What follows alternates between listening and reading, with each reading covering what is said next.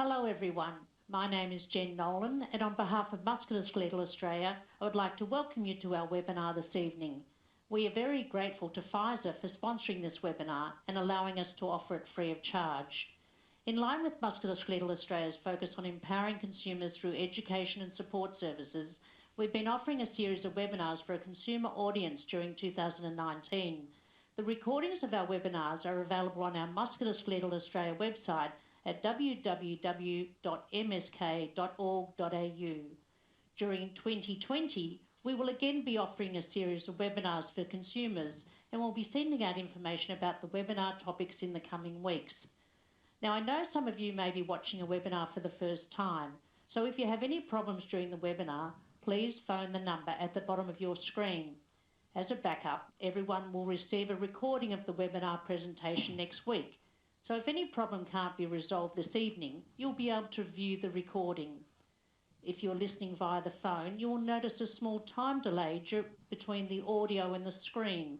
This is normal, so don't be concerned. Our presenter will answer questions during his presentation and following its conclusion, so you can type questions for him at any time. The Ask a Question button is the dark blue hand icon in the top right corner of your screen. Can I suggest you don't leave your questions to the last minute, as we'll aim to finish no later than 8 p.m. Australian Eastern Summer Time. Questions will only be answered during the webinar, so again, this is a reason to not leave your questions to the last minute. I'd also be very grateful to all participants if you could provide feedback on tonight's webinar. To submit feedback, click the yellow icon in the top right corner of your screen. Our presenter for this evening is Mr. Anthony Tassone. Anthony has been a community pharmacist since registering in 2002 and also a co-proprietor of several pharmacies in outer southeastern Melbourne since 2006, which have been recognised both at a state and national level for their consumer engagement and patient health service delivery. He has also been the Victorian branch president of the Pharmacy Guild since 2013 and also serves in a number of other industry-based roles, including being a member of the Department of Health General Practice Roundtable and a board member of the National Return of Unwanted Medicines program. Anthony's community service work and philanthropic efforts were recognised early this year when he was awarded the Halt Australia Day Award. We are extremely grateful to Anthony for presenting this evening's webinar, and without further ado, I'll hand proceedings over to him. Thanks very much, Anthony. Thank you, Jen, for that great introduction, and thank you to Musculoskeletal Australia for the invitation to share this presentation with you all across Australia, the safe and appropriate use of medicines. As Jen has introduced, my name is Anthony Tassone and I'm your pharmacist and presenter for this webinar this evening. I'd like to start off by acknowledging the traditional custodians of the land on which I'm presenting this webinar from, and pay respects to elders past, present and emerging, and also pay respects to any elders that may be joining us online this evening. So with my presentation, it's anticipated it will take about 35 minutes or so, and I'm happy to take questions during the presentation itself, and there should be some time afterwards as well, if you like. And I want to give a bit of a general overview of how your local pharmacist or pharmacy can assist with medication management and some health service needs for you and your family. And it won't focus only on musculoskeletal or arthritis type medicines. It's of a general nature for the most part, but we will touch on some of the medicines that can be used for rheumatoid arthritis, some of the telltale side effects or adverse events that can happen with those, and what you can do about those. So I'll make a start there. So just as a bit of an icebreaker for our presentation to get started, I often get asked, what do pharmacists actually do? And you may have all gone to a pharmacy and waiting for a prescription, and you're wondering how long does it take to actually stick a label on a box or a label on a bottle, for goodness sake. And this cartoon that I've got on the screen here shows that, well, the pharmacist is saying to that question or responding, it doesn't take that long at all, just a few seconds. It's the bit that we're trying not to kill you part that takes a bit longer. And that is just a light-hearted way of trying to explain that when a pharmacist dispenses a medicine on a prescription from a doctor, there's quite a few steps that we need to take to make sure it's safe and appropriate for you. And I don't expect you to see this flow chart on the next screen, but it's a flow chart of the process of dispensing for a pharmacist. There's over 20 steps there. The most important one, and my favourite part, is towards the end, where the pharmacist says, or the pharmacist is counselling the patient or helping explain what the medicine's for, or inviting any questions that the patient or consumer may have about their medicine. So the take-home point with this particular slide is to encourage you all, never feel as though the pharmacist is too busy or, you know, not interested in hearing your queries or questions. It's our job. It's what we studied to do at university. It's what we're passionate about, being medicines. And whenever we dispense a prescription, we are professionally obligated to at least offer to counsel patients and be available should you have any questions. So please don't hesitate to do so.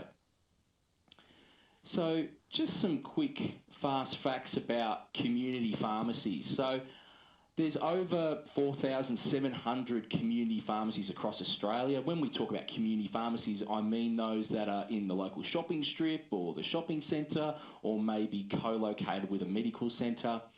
And we are the most frequently visited health destination in Australia. And on average, each Australian visits a pharmacy 15 times a year, or actually, sorry, more than that each year. So we're very frequently visited. We're very accessible as well. 87% of the population generally live within 2.5 kilometres of a pharmacy. That's a higher proportion in the city. We are really accessible, and that's a really important thing, having a health service, particularly in rural and regional areas where sometimes there may not be as many health services.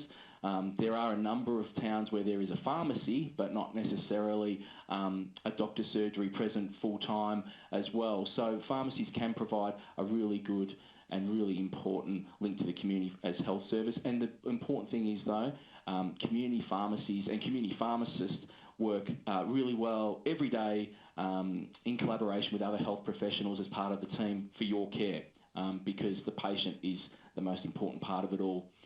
So to get on to some of the parts of our presentation around the safe and appropriate use of medicines, I'd like to start off with a bit about storing medicines. So you get home with your medication, you know, how and where should you store it?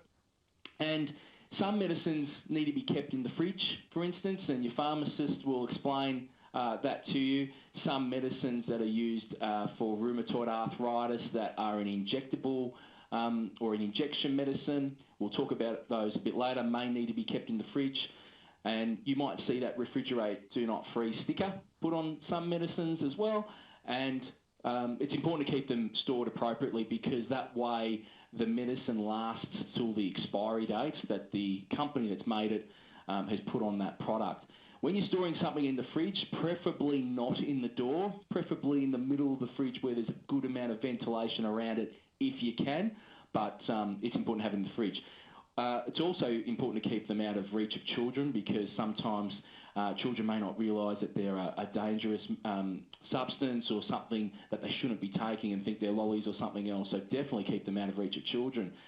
And what you may not realise is that with medicines, it's important to keep them at room temperature, where it's not too moist, in a dry, cool place at room temperature around about.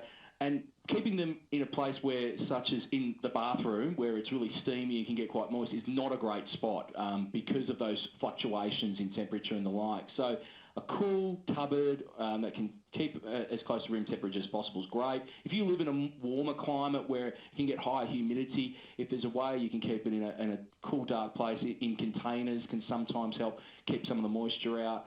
Like a plastic container might help that. But there's just a picture of a medicine cupboard there where someone's arranged their medicines at their home, by way of example. In terms of learning more about your medicines, what your pharmacy can provide you is something called a Consumer Medicines Information Leaflet, or we call it CMI for short. And this is a document that's made by the company that produces the medicine that goes through some important general information, such as what the medicine is for, why it's been prescribed for you, who shouldn't use it, some side effects to watch out for, how to take some general information about how to take it and what to do in the event of if someone's unfortunately had a poisoning or an overdose and things like that. So it's a general overview of the medicine product. And it's a really good document to be given to you, particularly when you start a new medicine or if there's been a change in your medicine dose or something like that. And it's really easy for your pharmacist to be able to provide this to you. So often when I'm at the pharmacy, I'll ask, would you like any extra information with that? This is the first time you're using it. And quite often patients say, oh, it's okay, I'll just go online, I'll just Google it.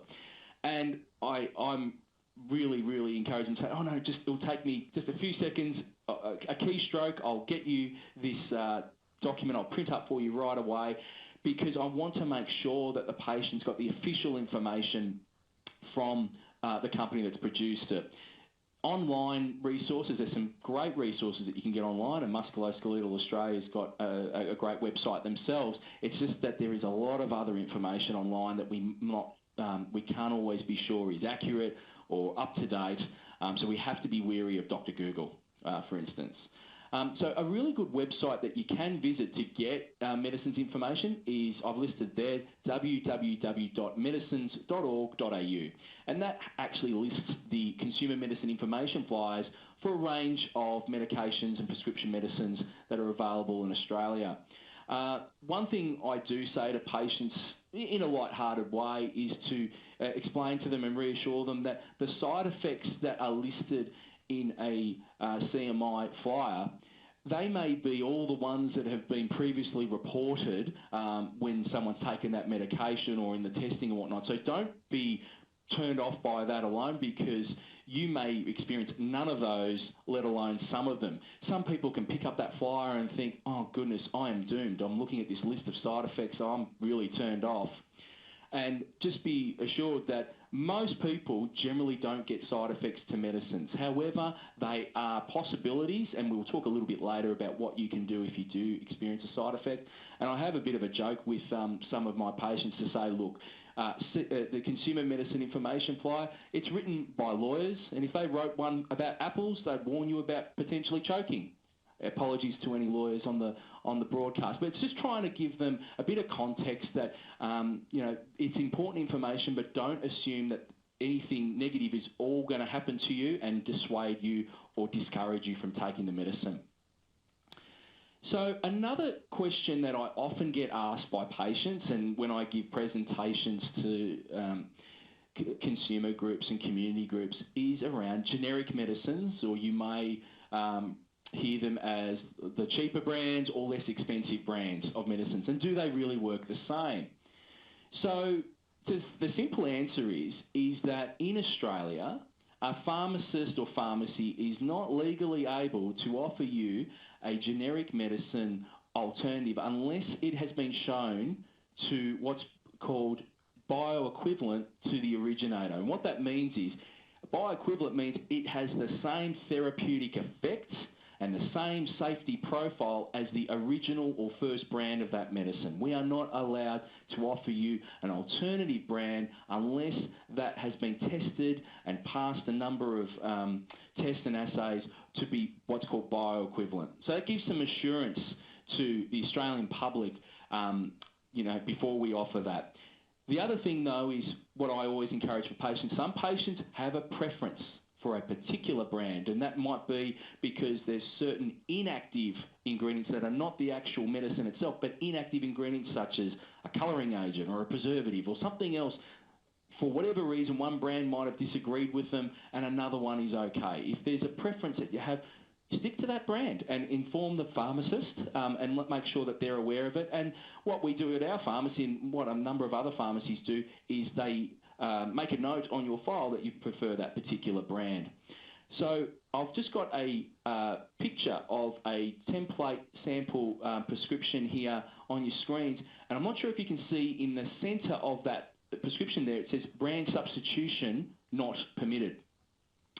What that means is if the doctor ticks that box, so the doctor who's prescribing that medicine ticks or marks that box, what that is saying to the pharmacy that will be dispensing that medicine is to say, I'm not allowing brand substitution of this medicine. Please give that brand and that brand only to the patient. So if you have a particular preference for a brand, you can ask the doctor to mark that box, or if the doctor has a particular preference for whatever reason, they may do that. But what I'm trying to reassure you is a pharmacy can't offer another brand unless it's been found to therapeutically work the same way as the original brand. But if you have a particular preference, stick to that. And the thing is, with generic brand medicines, the good thing about some of them is that they can save you some money. There can be a price difference between some brands compared to others. But you do need to be cautious when you're changing from different brands to make sure you don't get confused. So it's always a good idea to ask the pharmacist that if you are changing brands, that get them to write same as or this replaces brand X, for instance. So it helps keep track of which one you're taking. I also want to talk about a program called the National Return of Unwanted Medicines Project, or it's called the RUM Project. And when I tell people that I'm on the board of the RUM Project, they can get the wrong idea, thinking I'm getting up to all sorts of things in my social time. But what this is a project and program that's nationally based across the country, where the government, the federal government, helps fund the collection and return for safe disposal of medicines. So if you've got medicines at home that you're no longer using, or they're expired and past their use-by date, a really good idea of what to do is bag them up and take them back to your local pharmacy, and they can arrange for them to be safely disposed of. We send them away to be incinerated in an environmentally compliant, EPA-approved incinerator, and we get rid of them. Please do not put them in the garbage. Don't flush them down the toilet or the sink for things to end up in the waterways. So there is a safe way that you can get rid of no longer needed or unwanted medicine. So it's called the RUM Project, but just bag them up, take them to your local pharmacy, and we can take it from there. So what I'll talk about injections, which is slightly different. We'll go through how we can dispose of those safely. But firstly, with the RUM project that I'm talking about there, it's more covering liquids and tablets and capsules and the like. So what we like to say when we're returning medicines to be disposed of, we say the 3 R's: read, remove, return. So read the label, or have a look at whether you still need that medicine, or read the expiry date. Is it still within date? Read it, remove what you don't need anymore or no longer want from your medicine cabinet, and return it to your pharmacy. So it's a far better and safer option than putting it into our waterways and potentially impacting the environment that way. So before I get on to some of the treatments around arthritis, so that was some of the ways that we can safely dispose of medicines that we no longer need or want. But some medicines, particularly those that are used for arthritis, for instance, are via an injection. So with injectable medicines, what you can do is, and I'm sorry I don't have a picture of one of these in my presentation, you can actually purchase containers that are for the safe disposal of needles or injection medicines. There are some pharmacies that do provide a needle and syringe disposal service from the pharmacy itself, or there are some local city councils that do provide a service as well if they're dropped off there. So you can purchase the actual disposal container from most pharmacies. Some pharmacies help arrange to get rid of used needles that you've filled the container with, or your local council. You can inquire there. So moving on to some of the medicines that we use to treat, I've focused on rheumatoid arthritis by way of example. That's one that we often see patients with in the pharmacy. And I just want to acknowledge that I understand that the members and constituents of Musculoskeletal Australia may suffer from a number of different conditions, and rheumatoid arthritis is but one of them. So I'm not going to spend an exhaustive amount of time talking about rheumatoid arthritis, but just giving a bit of a flavour to some of the medicines that are used to treat for that, and some of the considerations that a doctor or a specialist, often called a rheumatologist, might consider when they're prescribing a medication for a patient. So what I've got on the screen there is some medicines and treatments used for rheumatoid arthritis, and the particular ones that I'm discussing here, these ones require a prescription. We'll discuss some other ones a little later. Now, the top one there I've referred to being methotrexate. That is also referred to as something called a disease-modifying anti-rheumatic drug, or DMARD. We'll talk about some of the injection ones about that later. But these are some of the conventional treatments. That these all require a prescription. They are from a tablet that you swallow, and they can be used alone or in combination with other treatments, depending on the doctor's treatment plan that they agree with you. Probably one of the more common treatments that you do see for rheumatoid arthritis is methotrexate. It's often used first line, and the lowest possible dose that we can get good results with. And unlike some of the other oral medicines there, methotrexate's only taken once a week. It's really important that it's taken once a week. Pick a day of the week that suits you, and you take it once a week. So there's some other oral tablets there. There's also cortisone or corticosteroid tablets. Those ones, corticosteroids, tend to be used maybe at the initiation of some treatment to get on top of inflammation quickly, but they might not be used for very long periods or just to deal with particular flare-ups. What you might find is that something like methotrexate or one of these oral medications, if that's not getting on top of all the symptoms by itself, a doctor or specialist might prescribe another medication as well in combination. And that could be something called a DMARD, the disease-modifiable anti-rheumatic drug. So I will go on to that on the next slide. But these are just by way of some examples. So there's a number of different considerations that a doctor will have when they're prescribing a medication for a patient. And I've just, by way of example, given some different medicines there and the brand. It was remiss of me, with that middle one there called etanercept, one of the brand names there is Enbrel.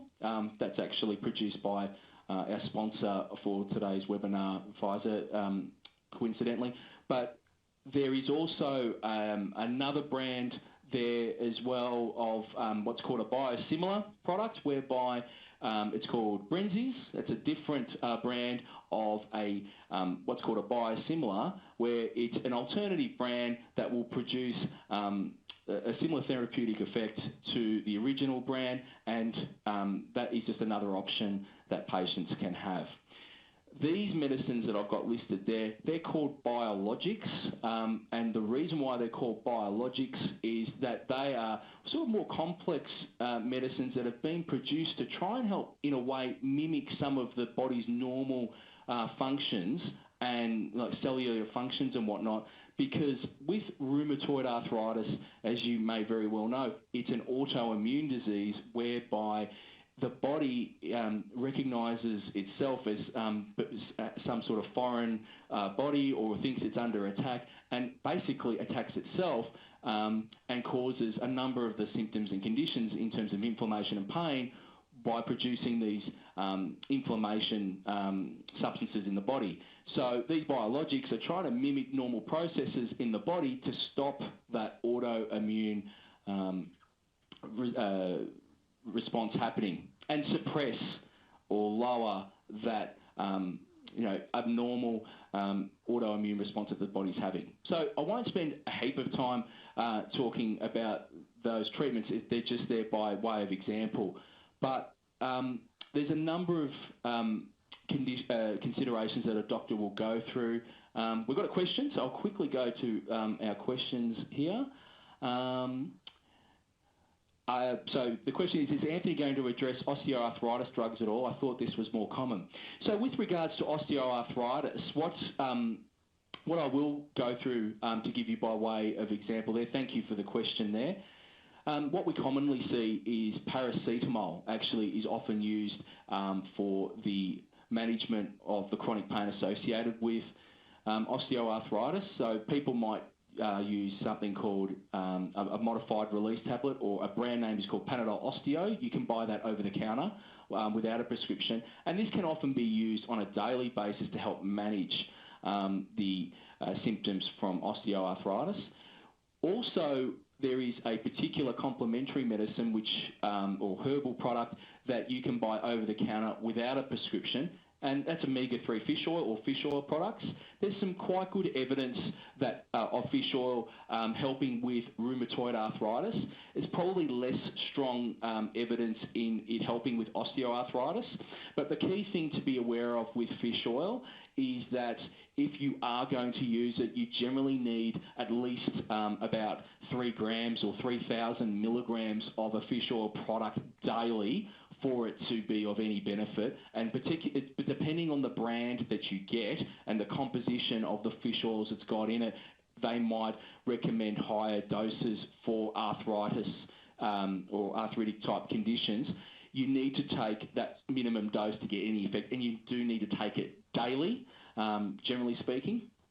So you might also find, and the clinical trials and evidence does indicate, that it can be a 2 to 3 month lag before some patients really see any benefit. So things like paracetamol and fish oil can be used with those other medications that I was talking about. If in the case of rheumatoid arthritis, with osteoarthritis, many people do find benefit from paracetamol. Fish oil can help. There's probably stronger evidence in rheumatoid arthritis. And there's a range of non-medicine and non-drug treatments that can be useful in terms of light exercise and mobility activities as well, that you can speak to a physiotherapist or osteopath or other health professional that can assist with that.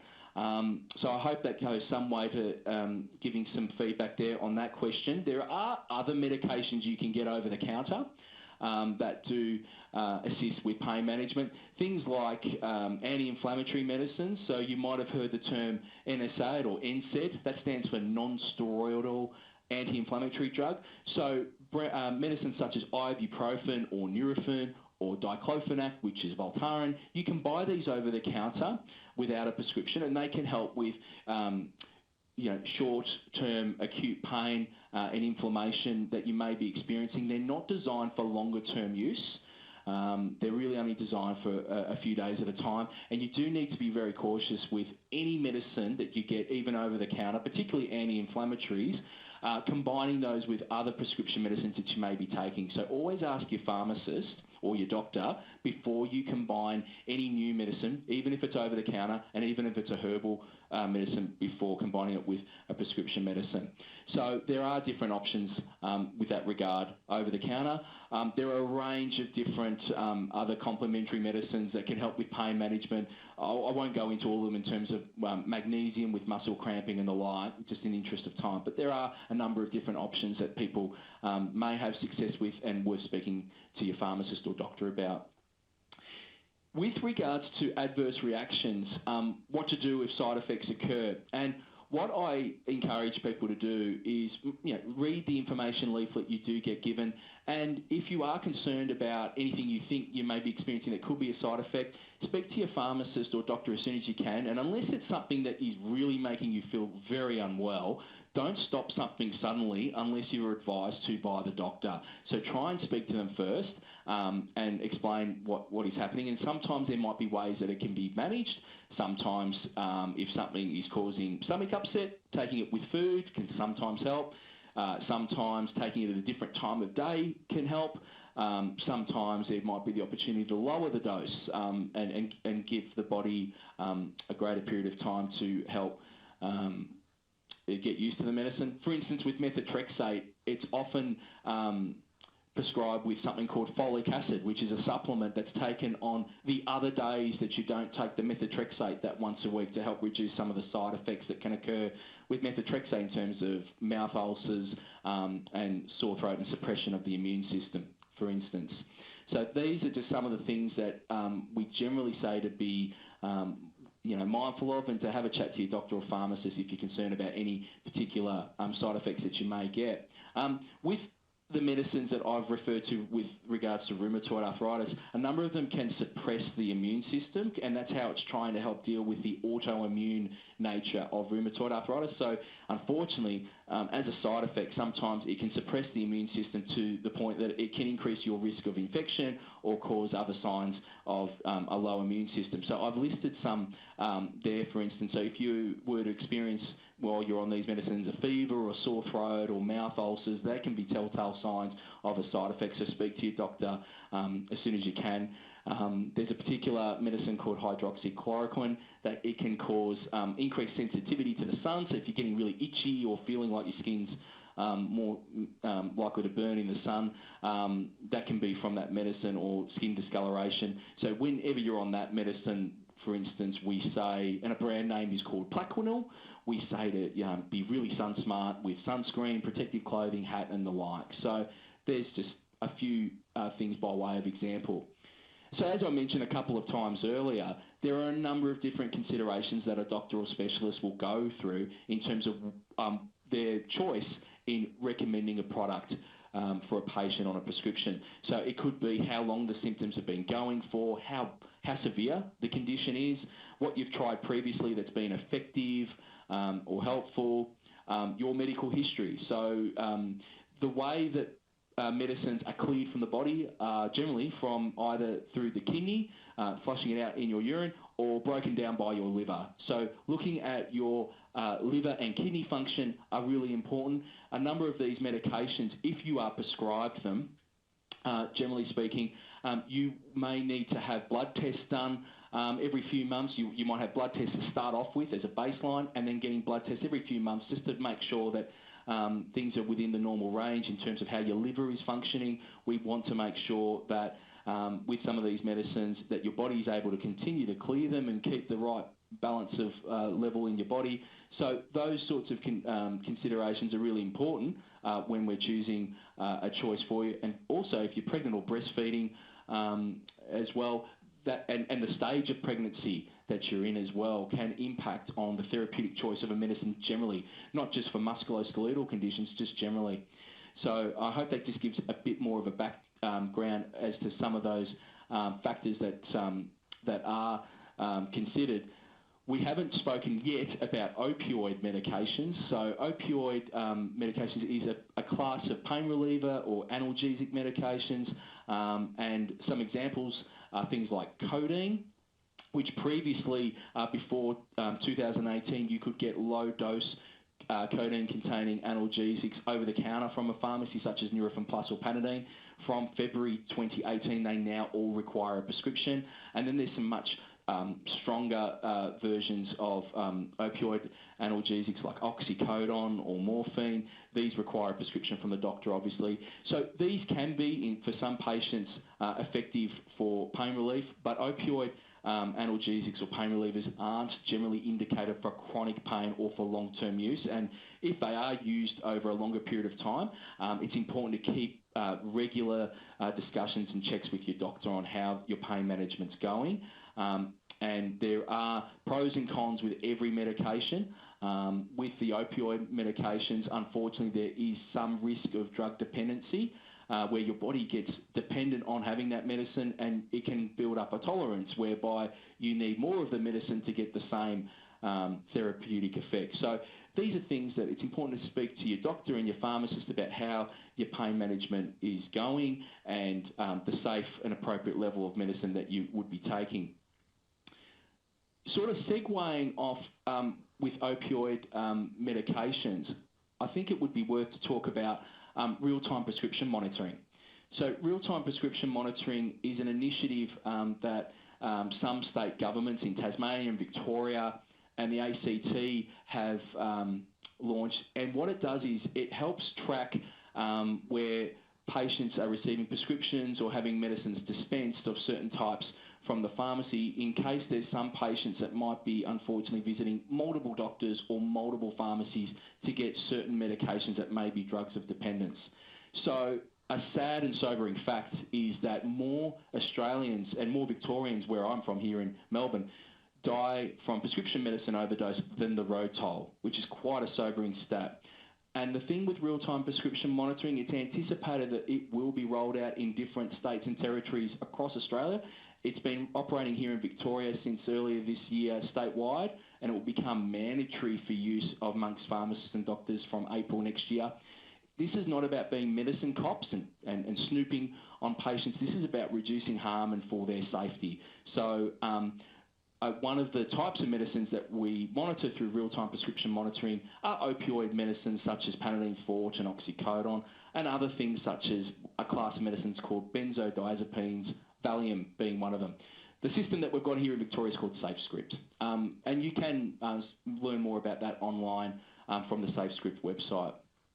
But just continuing on some general services that pharmacies provide that may be of interest to you and that we do every day across Australia are things to do with medication management to help people take their medicines more easily and stick to the regimen that has been prescribed by their doctor and part of their treatment plan. Up to 50% of people, or up to half of patients, may not take their medication as prescribed, and that could be for a number of reasons. It could be due to cost. It could be due to side effects that they might have experienced, a really complicated dosing regimen, forgetfulness. There could be all sorts of reasons. So pharmacies can help in different ways to help you manage your medicines a bit more easily. We can provide medication reviews. Sometimes we do that in the pharmacy, in-house. Medication reviews, a sit-down consultation with the patient, or you can do what I do.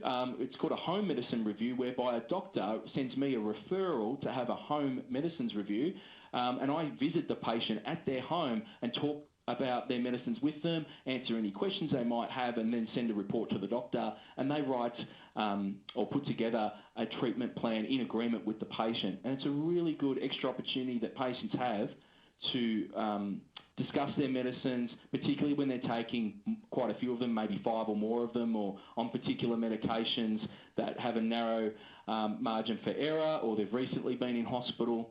It's a number of different reasons. These services are actually funded through Medicare. There's no out-of-pocket cost for the patient. So home medicine reviews on referral from a doctor, or what's called meds checks in the pharmacy, no charge to the patient. Ask your pharmacist if you're interested further. There's things also that we do called dose administration aids. I've got some pictures on the next slide there. These are also called Webster packs or dose sets. These help organise medicines by days of the week and times of the day to help you or help patients take them more easily and to remember them. I kind of refer to them as sort of like a medicines advent calendar in a way, to help you remember to take them through the day. And there may be a fee that a pharmacy would charge to put these together for you. Ask your local pharmacy about that. Some pharmacies do home deliveries as well to make things more convenient for you or a family member, and they're a really good thing to help organise medicines and help people take them as intended. There's other things that we actually have at the pharmacy to help with taking your medicines more easily. On the top left corner there's a tablet cutter. So it's a little plastic device there with a little blade in it. You put the tablet in the on a little platform and you snap it shut and it cuts it in half. I always recommend getting one of these. They last a long time. They're under $10 each. I always recommend using this instead of a knife to cut tablets where they're not scored. Some tablets have a line in them and they can be easy enough to break in half, but if you're having difficulty breaking a tablet in half, get one of these. They will make sure you don't waste tablets and make sure you get the right dose. The bottom left one there is a measuring cup, and the reason why I put that there is to make sure that if you've got a liquid medicine, measuring it out to get the metric measure of how many mils it is. Don't use teaspoons, tablespoons and guess. Use a measuring cup because we want to make sure you get the right amount of dose. For patients who have musculoskeletal conditions, sometimes they can have difficulty opening jars and bottles and the like. So the bottom right one there is a particular grip, a Medicaid grip as they're called. So some pharmacies do stock these as well, which is great to help assist with opening containers as well.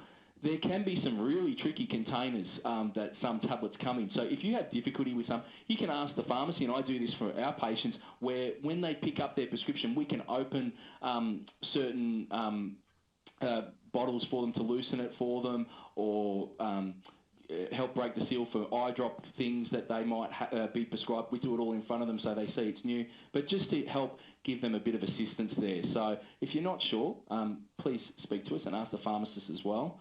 Some other things that you might not be aware of that your pharmacy provides just to make life a bit easier for you as well. We have prescription medicine reminder services. So if you have a smartphone, what you can do is many pharmacies now have prescription reminder services whereby you can leave your prescriptions on file with the pharmacy and they can send you a message when your medicine is due to be dispensed.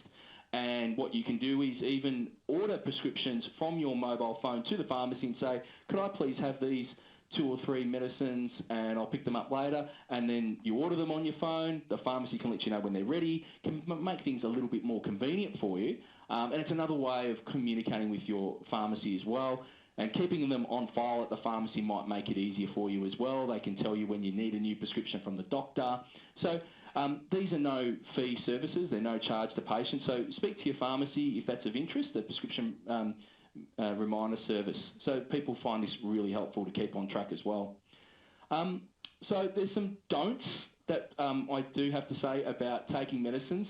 So here's some that I highly recommend not to do. So don't take anything that's already out of date or expired, because once a medicine goes past its expiry date, we don't have a guarantee of how much of the active ingredient is still left in it for it to be effective, and we also don't know if there's been a build-up of breakdown products from that medicine being stored on the shelf that actually could cause some unintended effects for you. So don't take anything that's expired or out of date. We also make sure that we don't want you to take a medicine that's actually been prescribed for someone else. So if it's for your partner or parent or child or whatnot, if it's prescribed for someone else, don't take it unless for whatever reason a doctor has specifically instructed, well, this would be okay for you in this instance. But generally speaking, if something has been prescribed for someone else, don't take it, not just if it's lying around in your medicine cabinet. If something's not working as what you would have intended or hoped, don't just take a higher dose than what's been recommended unless that's been recommended by your doctor. With some medicines, taking more of it doesn't necessarily make it more effective. It can increase the chance of side effects. So just to be aware of that. With regards to complementary medicines, they can be, or herbal medicines, sometimes they can be really useful, particularly those with strong evidence. But just because something is a complementary medicine or a natural medicine, as some people refer to them, that doesn't mean that they're going to be safe and appropriate for everyone. So before you mix any medicines with a prescribed medicine from your doctor, make sure you speak to your doctor or pharmacist, and that includes natural medicines or herbal remedies as well. And as I mentioned earlier when we were talking about side effects, don't stop taking something suddenly unless recommended by your doctor or if there's been a really significant or severe reaction that you might have had.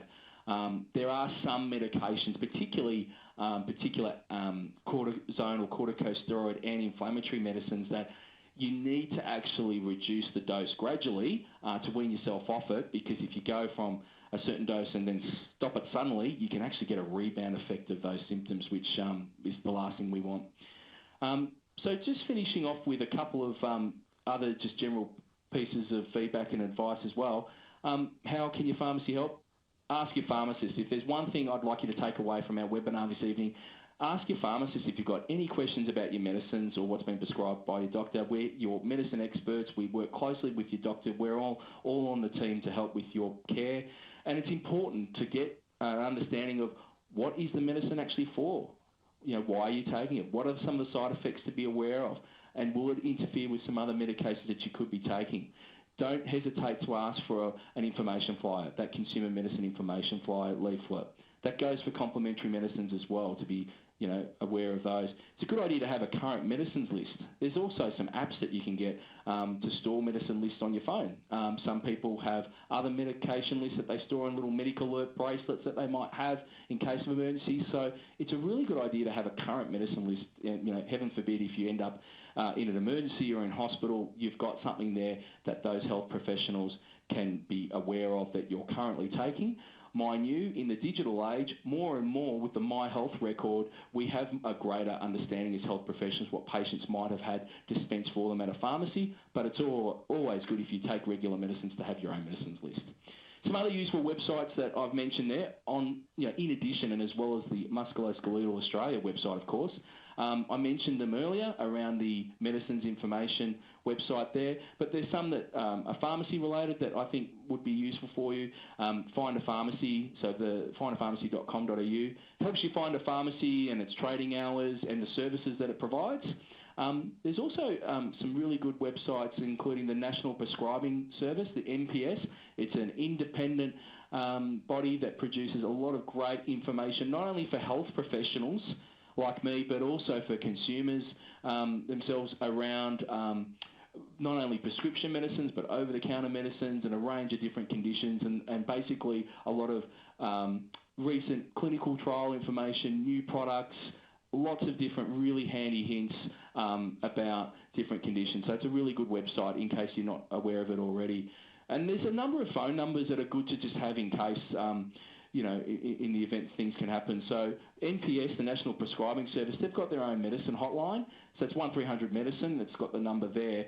This is not designed to be an actual second opinion from your in addition to your doctor or tailored medical advice for you. It's general information in case you're wanting to hear something or learn something out of hours where you can't get in contact with your doctor or pharmacy. There's also, in the event of a suspected overdose or poisoning that might have happened with a medicine, there's the Poisons Information Centre. That's a really important number to be aware of as well. And lastly, of course, if it's actually an emergency, to dial 000. So we've got another question that's come through. I'll just see if I can pull this one up. An excellent point from one of our viewers here. You can put your own full list of medicines on My Health Record, and they've already done it. That's an excellent idea and great suggestion. So that's a really, really handy thing to do, and that way it's centralised. It's something that health professionals at the hospital or where you're being treated can access. So that's a fantastic suggestion, so thank you for sending that through. So, ladies and gentlemen and those viewing, thank you very much for your attention. That's the end of my presentation. We've got a bit of time for questions, if you like, and I'll hand back to Jen. Thanks very much, Anthony. That was such an interesting presentation. I learned a lot professionally and personally. So I hope it's been a great source of information about pharmacies and what they can offer the communities where they're located. I've just got a couple of questions, and I encourage other people to type in a question before our finish time of 8 p.m. So if you've got anything that you'd like to ask Anthony a bit more information about, or another topic that maybe he hasn't quite covered this evening, please type in your questions now. Anthony, the consumer medicines information leaflets, are they different to what is often contained within the packaging of a medicine? They're actually, they'd be the same. But what I find, I'm wearing specs here myself, sometimes those information flyers within the packaging, they can be pretty small print, can be pretty difficult to read for some people. So what we're printing off are the same. We can actually print it in the community in a larger font. That's what I do whenever I'm printing up something for someone to make it easier to read. And also, not all prescription medicines come with a flyer. Not all boxes will have one in there, or sometimes when it's a bottle, they don't have one attached. So, but that's a great question. And another question, you mentioned how with the generic medicines that a doctor might sort of indicate that no brand substitution is to be used. Mm-hmm. What would be the reason for that? Sometimes it can be if a patient may get confused when different brands are substituted, and to avoid the risk of that happening. Sometimes, and it's not common, this type of thing, but sometimes patients might have had a adverse event or side effect to a particular brand of medication, and it's something that is not the active ingredient or the actual medicine. It could be whether it's a colouring agent or a preservative or the coating of the tablet, and it's caused a side effect, but where another brand isn't causing those issues. So it's about sticking to that particular brand, having less issues. Some some brands might have a different coloured tablet or a different shaped tablet, or capsule that's easier to swallow for patients. So there can be those types of reasons where the particular brand, there is something about it that is either avoiding confusion or just easier to take and less issues for the patient. And it's, we take medicines to get better or to manage conditions. We want to minimise any issues that we may have. Again, I encourage people to ask any questions if you've got anything that you'd like covered further this evening. Anthony, just in relation to the home medicines review, which is a fantastic service provided by pharmacists, I think you mentioned that a person could do it at their own request, or does the request need to come from the doctor? So with a home medicine review, it requires a referral from the doctor to the pharmacy or a pharmacist that conducts them. I've been doing them for about 15 years, and I found that they're a fantastic extra service that the doctor or the medical practice and the pharmacy can provide. What I find is when you get to sit down with a patient in the comfort of their home and discuss things with less sort of distractions or less being rushed when patients are being at the doctors and going to the pharmacy, you get a greater opportunity to talk about their health and talk about medicines and talk about the questions they may have. And what's interesting in my experience I've done at least 1,000 of those reviews, is that patients can sometimes feel a little bit awkward about taking over-the-counter or complementary natural medicines to help manage their condition, and they haven't let their doctor know. And it's almost like, I don't want to let them know because I don't want them to get upset with me or they'll think I'm silly for using this. And my experience has been that the doctors would just like to know what the patient's taking so that we've got a complete picture, and that when we're making any decisions together with the patient on their future treatment, that we're making them in a fully informed way, that we know what else they're taking. So please, just let the doctor know what other medicines or treatments that you might be having, just to help best inform them. Got a question that's come through. I'll just scroll down. So the question is that I mentioned buying sharps containers from pharmacies. Our local pharmacy will do sharps container swaps for free. Alternatively, our community health centre will swap for free. Fantastic point again. So ask your pharmacy whether they do have a needles and syringe program that facilitates that.